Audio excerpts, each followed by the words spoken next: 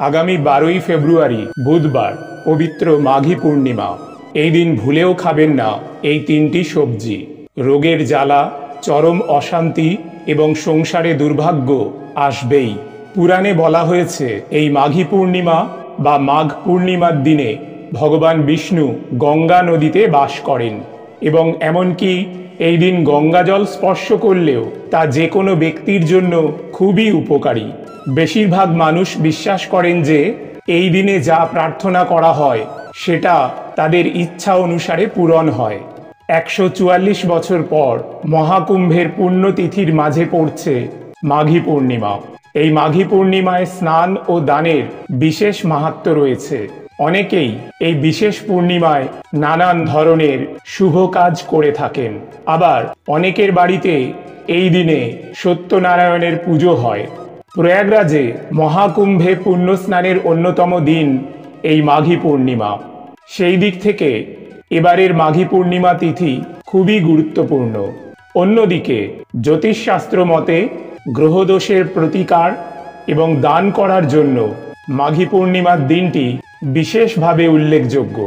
নমস্কার বন্ধুরা, আজকের নতুন পর্বে আপনাদের সকলকে স্বাগত জানাই।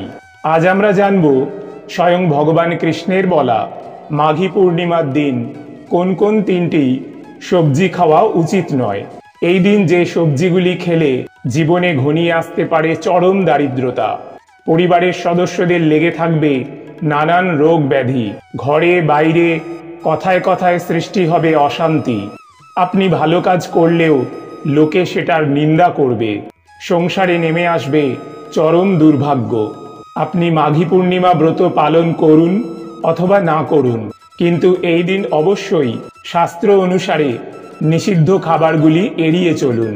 তাহলে বাস্তুদোষ দূর হবে এবং আপনি আর আপনার পরিবার সুরক্ষিত থাকবেন, সুস্থ থাকবেন। বন্ধুরা, প্রথমে আমরা জেনে নেব মাঘী পূর্ণিমা এই দিনে স্নান ও দানের এবং সত্যনারায়ণ পূজার শুভ মুহূর্তে সম্পূর্ণ সময়সূচি। বিশুদ্ধ সিদ্ধান্ত পঞ্জিকা অনুসারে পূর্ণিমা তিথি শুরু হবে 11ই ফেব্রুয়ারি মঙ্গলবার সন্ধ্যা 6:57 এবং শেষ হবে 12ই ফেব্রুয়ারি বুধবার সন্ধ্যা 7:23। উদয়া তিথি অনুসারে 12ই ফেব্রুয়ারি বুধবার মাঘী পূর্ণিমার ব্রত ও উপবাস পালিত হবে।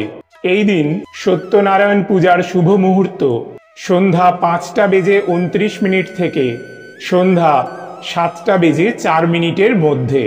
মাঘী পূর্ণিমার তিথিতে মহাকুম্ভের চতুর্থ অমৃত স্নান অনুষ্ঠিত হতে চলেছে। অমৃত স্নানের শুভ মুহূর্ত 12ই ফেব্রুয়ারি বুধবার ভোর 5:19 থেকে শুরু হয়ে সকাল 6:10 পর্যন্ত চলবে।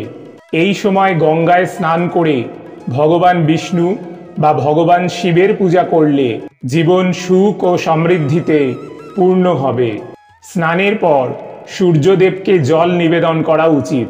তারপর গুড়, তিল, ঘি, ফল বা কম্বল ইত্যাদি সাধ্যমতো দান করতে পারলে বিশেষ শুভ ফল পাওয়া যায়।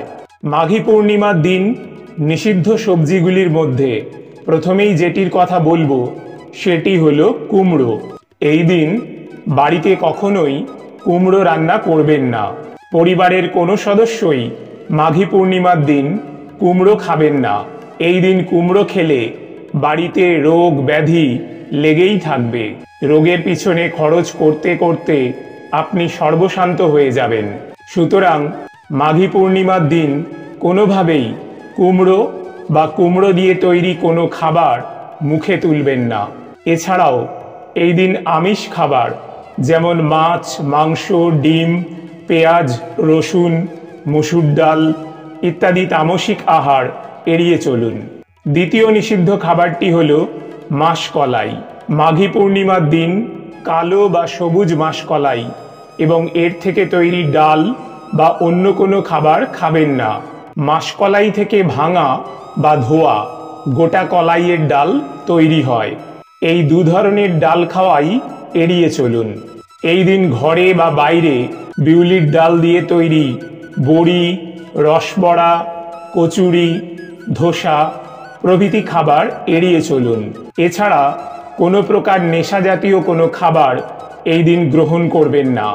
বন্ধুরা, মাঘী পূর্ণিমা এত গুরুত্বপূর্ণ হবার আরেকটি কারণ হল, বৌদ্ধ ধর্মের অনুসারীরা বিশ্বাস করেন যে ভগবান বুদ্ধ এই দিনে তার আসন্ন মৃত্যু ঘোষণা করেছিলেন। জনশ্রুতি অনুসারে তিনি তার মৃত্যুর কথা বলার সাথে সাথেই ভূমিকম্প হয়েছিল, যেন এই সংবাদ শুনে পৃথিবী নিজেই কেঁপে উঠেছিল। তার অনুসারীরা বিশ্বাস করেন যে বুদ্ধের জন্মের সময় আর তিনি যখন জ্ঞান লাভ করেছিলেন এবং যখন তিনি মারা গিয়েছিলেন, এই 3 বার পৃথিবী তখন ঠিক এইভাবেই কেঁপে উঠেছিল। মাঘী পূর্ণিমার দিনে বৌদ্ধরা ধর্মীয় অনুষ্ঠান পালন করেন। ভগবান বুদ্ধের কাছে প্রার্থনা করা হয় এবং আর্থিকভাবে দুর্বল ব্যক্তিদের দান করা হয়। সারা ভারত জুড়ে একাধিক বৌদ্ধ গ্রাম বুদ্ধকে উদযাপনের জন্য মেলা এবং অনুষ্ঠানের আয়োজন করে। সনাতন হিন্দু ধর্মে বিশ্বাস করা হয় যে মাঘী পূর্ণিমাতে ভগবান শিব ও বিষ্ণুর পুজো করলে সমস্ত মনস্কামনা পূরণ হয়। মাঘী পূর্ণিমা তিথির আধ্যাত্মিক গুরুত্ব অপরিসীম। পূর্ণিমার দিন উপবাস করে যথাবিধি মেনে পূজার্চনা করলে গৃহে সুখ ও শান্তি বিরাজ করে। এবারের মাঘী পূর্ণিমায় 144 বছর পর শুভ যোগ তৈরি হচ্ছে, কারণ এই দিন মহাকুম্ভের অমৃত স্নান অনুষ্ঠিত হবে। তাই এবারের পূর্ণিমায় স্নান ও দানের বিশেষ মাহাত্ম্য রয়েছে। এই দিন স্নান ও দান করলে সকল পাপের বিনাশ হয়। পাশাপাশি এই দিন সত্যনারায়ণের কথা শ্রবণ করাও অত্যন্ত শুভ বলে মনে করা হয়। মাঘী পূর্ণিমার দিন গঙ্গা স্নানেও একই ফল পাওয়া যায়। জীবনে সুখ এবং সমৃদ্ধি বৃদ্ধি পায়। হিন্দুরা বিশ্বাস করেন যে গঙ্গা, যমুনা, কাবেরী ইত্যাদি নদীতে এই পবিত্র স্নান অত্যন্ত পুণ্যের। সনাতনী হিন্দুরা মাঘ মাসকে সকল মাসের মধ্যে সবচেয়ে তাৎপর্যপূর্ণ বলে মনে করেন। মাঘী পূর্ণিমা উদযাপনের সময় ভক্তরা উপবাস করেন এবং ভগবান বিষ্ণু ও হনুমানের মতো দেবতাদের কাছে প্রার্থনা করেন। পরম পুরুষোত্তম ভগবান কৃষ্ণের উদ্দেশ্যে এই দিন যদি একটি মাত্র তুলসী পাতাও নিবেদন করা যায় তাহলে অশেষ পুণ্য লাভ হয়। কাজেই মাঘী পূর্ণিমা পালন করা সকল সনাতন হিন্দুরই কর্তব্য। এই দিন নিরন্তর ভগবানের নাম স্মরণ, মনন ও শ্রবণ কীর্তনের মাধ্যমে অতিবাহিত করতে হয়। শাস্ত্র অনুসারে মাঘী পূর্ণিমার দিন তৃতীয় যে সবজিটি খেতে নিষেধ করা হয়েছে সেটি হলো চাল কুমড়ো। মাঘী পূর্ণিমার দিন বাড়িতে কখনোই চাল কুমড়ো রান্না করবেন না। এই দিন অনেক জায়গায় বিভিন্ন পুজো উপলক্ষে বা বিভিন্ন তান্ত্রিক ক্রিয়াতে চাল কুমড়ো উৎসর্গ করা হয়। মাঘী পূর্ণিমার দিন পরিবারের কোনো সদস্যই চাল কুমড়ো খাবেন না। এই দিন চাল কুমড়ো খেলে বাড়িতে রোগ ব্যাধি লেগেই থাকবে।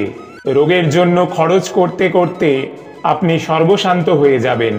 সুতরাং মাঘী পূর্ণিমার দিন কোনোভাবেই চাল কুমড়ো বা চাল কুমড়ো থেকে তৈরি কুমড়ো মিঠাই বা পেঠা মুখে তুলবেন না।